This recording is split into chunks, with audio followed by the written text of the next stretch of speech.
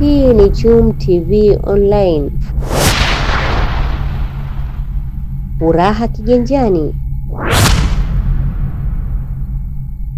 Mtazamaji wa Chum TV Online, leo nipo katika shehia ya Michungwani iliyopo Kiembe Samaki, na leo nimekuja kwa sheha wa shehia hiyo kwenda kujua mambo mbalimbali ambayo ameyapitia hadi hapa sasa alipofikia. Jina langu ni Subira Salum. Usisahau kusubscribe, kulike, kucomment na kushare. Hii ni Chum TV Online. Nilikuwa mwalimu, nilipitia katika mambo pengine labda ya ushoni, vitu kama hivyo nilikuwa najishughulisha navyo.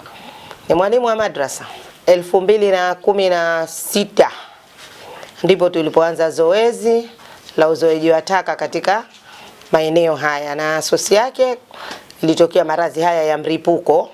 Wakati ule manispaa walikuwa hawana uwezo, labda ulikuwa nguvu yao sio kubwa, kwa hivyo wananchi walikuwa wanalalamika sana, wakawa wanasema kwamba nyinyi ndio mnatusababishia maradhi manispaa, kwa sababu taka hamji kuchukua labda kwa utaratibu, au gari nakuja pengine miezi miwili, taka zinakaa miezi miwili. Kwa hivyo tulifanya kikao na watu wa manispaa. Kwa hiyo watu wenyewe wananchi walisema kama hili swali sisi tunaliacha kwa sheha.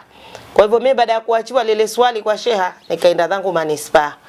Lakini manispaa pale tulikwenda kama hizi timu ya kikao, tulienda tukafanya nao kikao. Lakini tuliondoka pale hatukupewa baro, hatukupewa ufagio, hatukupewa gari, hatukupewa chochote. Manispaa walikubali kwamba tufanye hilo zoezi la taka. Tena wakati ule ilikuwa ni shehia moja, ikiwa Mombasa tu, lakini wao wakanambia vipi mimi nifanye upande mmoja tu, yani huku ninakokaa mimi, ambapo sasa hivi ni shehia Michungwani.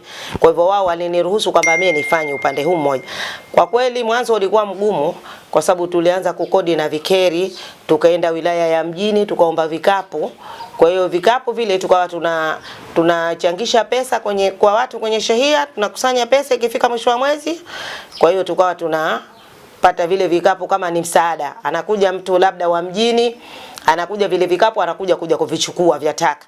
Lakini ikawa zogo na kelele, vikapu vilikuwa vimewekwa karibu na uzio wa airport. Kwa hiyo sasa ikawa kelele na zogo kwamba uchafu labda ndege, kunguru, sio nini wataathiri pengine, kwa sababu ni maeneo ya airport. Ikabidi kuondosha vile vikapu, na tukakosa sasa yale makontena ambayo tulikuwa tunayatumia, ambayo tuliyapata kwa mjini. Lakini nikasema haiwezekani kwamba sisi katika shehia hii tushindwe kutafuta gari. Basi mimi nikajitolea kwa nafsi yangu, nilikuwa na hakiba yangu, nikanunua gari ya milioni 16 ya mwanzo, ambayo ilikuwa ni Kenta ya tani 2. Baada ya kununua ile gari, nikasubiria sasa, ikawa zile pesa zinajilipa kidogo kidogo kwa kupitia makushanyo ambayo wanatoa wananchi kwa ajili ya kufanywa ile usafi. Na kwa kweli wananchi walikuwa wameridhika, kwa hivyo walikuwa wanachangia. Kwa hivyo mpaka ikafika likamalizika ile deni la milioni 16. Baadaye gari ile ikaendelea kama miaka miwili, ile gari ikaja ikaharibika na ikafa. Lakini hatukusita, ikawa tunatumia magari ya kukodi. Tulikaa kama muda wa miezi 5, ndio kipindi hichi cha awamu wa rais huyu. Ikawa kuna fursa hivi ambapo vikundi vinavyofanya usafi. Kwa hiyo sisi tukatengeneza hicho kikundi na tukaenda tukakopeshwa milioni 40.